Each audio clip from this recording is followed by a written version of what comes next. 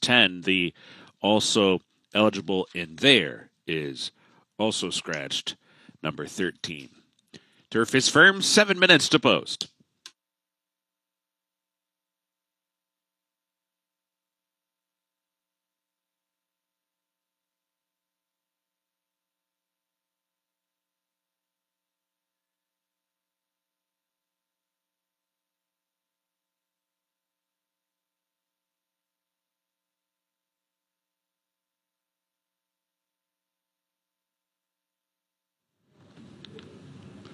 All right, you're looking at the 6, Midnight in Findlay. I wanted to talk about him. What a turn of foot he displayed at Horseshoe Indianapolis on the 1st of October, just rolling home in that final quarter of a mile, victorious at a mile and the 16th with different tactics the trip before. Another long shot that I think is worthy of some consideration. Also, the surface switch clearly helped this horse. His first 4 races on the dirt were not great, and then he switches to the turf. He has a nice maiden win, comes back against winners, which is a hard thing to do, runs a bang-up second.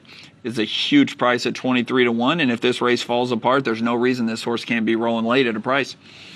Yeah, that's what I was hoping for with Midnight in Findlay. The other horse that I have some interest in is the 5, Jojo Go. When he ran a mile race on the turf against Innately Good at Ellis Park, he was a horse that I had my eye on that particular day. He was getting an equipment change with blinkers, and he was getting back to the turf course. And he had run well in his debut on the turf at a shorter distance. His Damn Moon Rainbow was pretty good at longer races, mile and the 16th on the on the turf and the synthetic. That one's dam is social Scarlet Butterfly theatrical. I'm sorry, it's taken me a while to spit this all out for you, but I think there's some hidden turf blood underneath with the smart strike. And if you watch his replay last time, David, he was eager and wanted to go with his inside trip. Sophie had to kind of call on him to put on the brakes, and he still had finish. And what if Jonathan Song is sent aggressively from the rail? Why couldn't this one get a real nice tracking trip in the 2-path? You can also play the price discrepancy game. I mean, 5 is 10-1, the 9 is 8-5. They were right together on the wire in their last start, and you're getting a much bigger price on the 5. The 5 also is probably going to be forward in here. I was just looking at the pace scenario. I don't know who the clears. I mean, we haven't talked. I think the 1's going to go to the lead. There was that Bauer horse yesterday that we all thought was going to go to the lead. Tatio Roa. Yeah, and he was almost dead last early. But sometimes, and it's not like this one's been an aggressive send in any one of his 4 starts. Yeah, and he never tried the turf. So, I mean, maybe Rocky Joy, but you never know what the number 10 Rocky Joy is going to do. Sometimes they, when a horse loves to run second, should I say, sometimes they send him, sometimes they rate him. They sent him last time, they've sent him before, then they decide to rate him. You never know what he's going to do.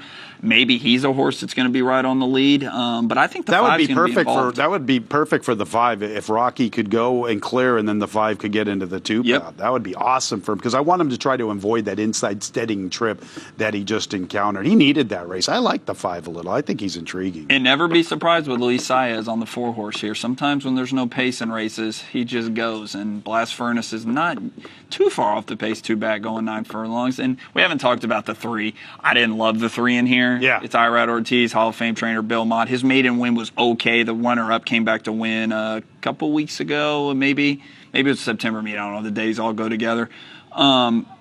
Lebowski beat him. Yeah, I didn't love this horse, but it wouldn't shock me. 4-1's a little short, though. Well, he's got the connections. That's why Bill Mott and Irad Ortiz bite and strike. He's got the win 2 back. Comes out of the similar race. Yeah, you're right. I mean, I'm telling you, watching that replay, obviously your 9 horse deserves favoritism. He needed the race. Big, strong, good-looking individual. The 5 is the one that I think caught my attention the most off the replay. So the 9 at Mount Horeb at 8-5.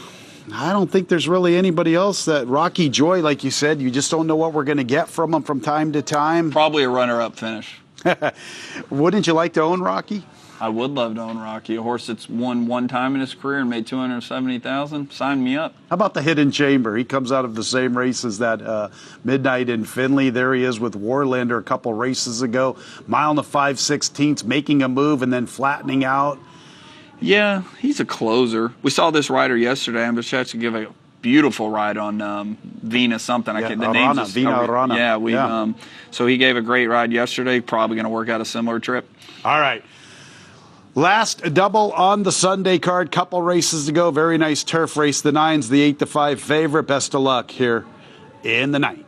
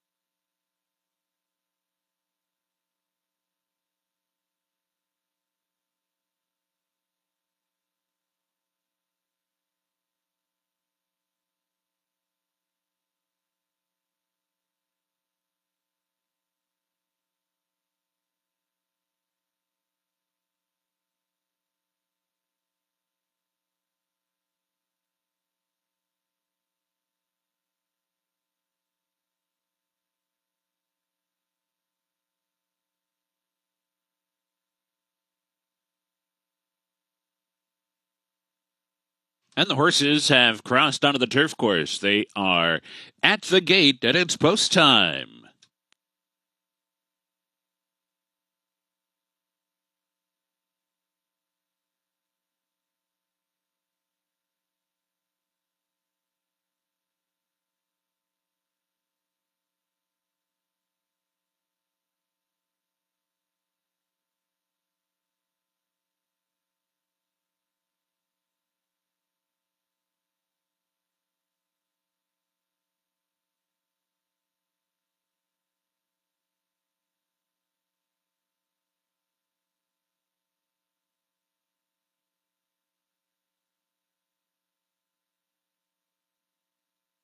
Waiting for Midnight and Finley, Warlander, and the Hidden Chamber.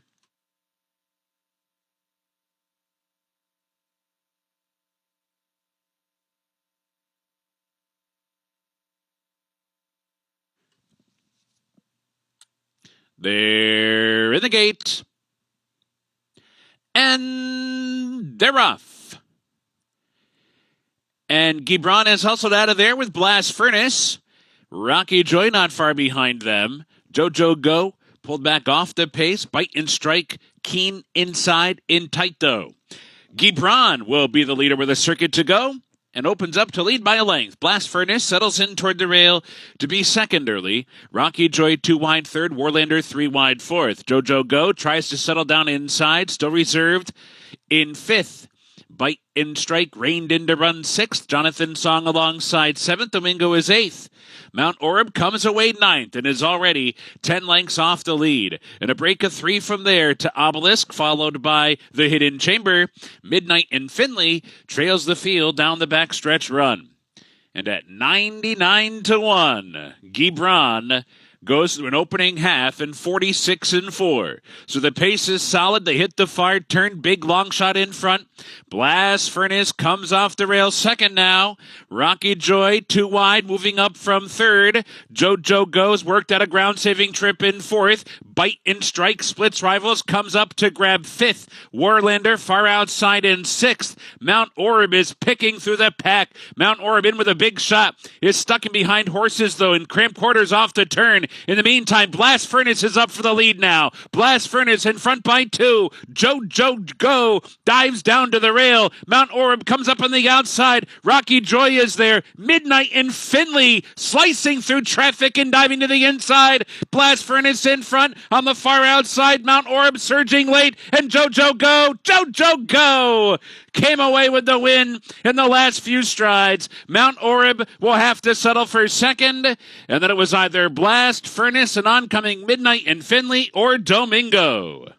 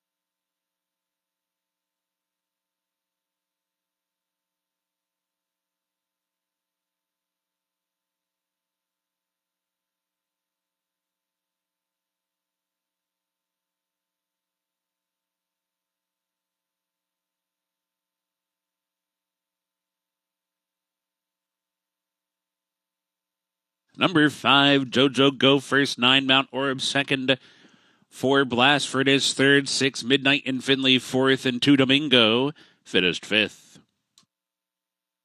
Not official.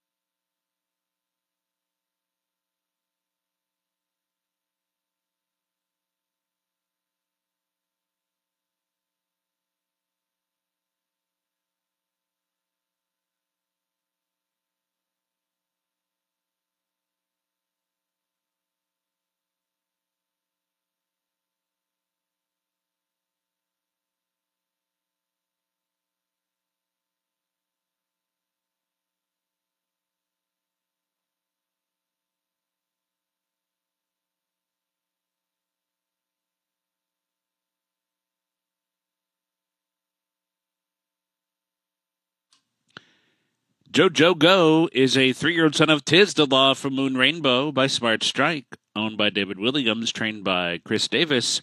Sophie Doyle, the winning rider. JoJo Go, bred in Kentucky by Newstead Corp. 141.97.